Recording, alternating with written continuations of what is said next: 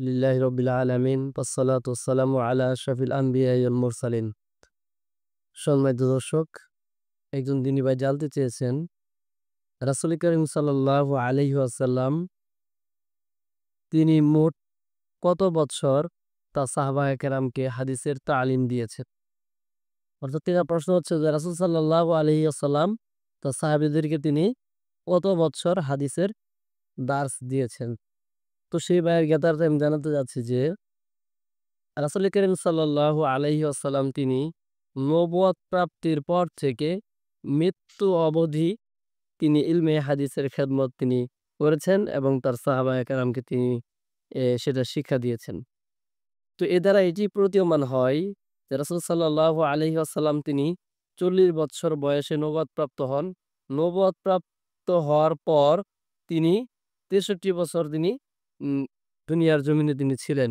অর্থাৎ ৪০ বৎসরে নবুয়তপ্রাপ্ত হন, ৬৩ বৎসর বয়সে যদি তিনি ইন্তেকাল করেন তাহলে সেটার বয়স হচ্ছে ২৩ বৎসর। অর্থাৎ রাসূল সাল্লাল্লাহু আলাইহি ওয়াসাল্লাম তিনি ২৩ বৎসর তার সাহাবীদেরকে তিনি ইলমে হাদিসের দার্স দিয়েছেন।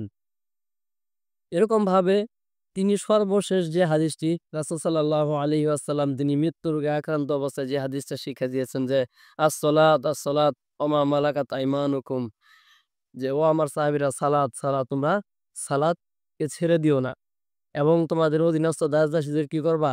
তাদের সাথে তোমরা সৌজন্যমূলক আচরণ করবে।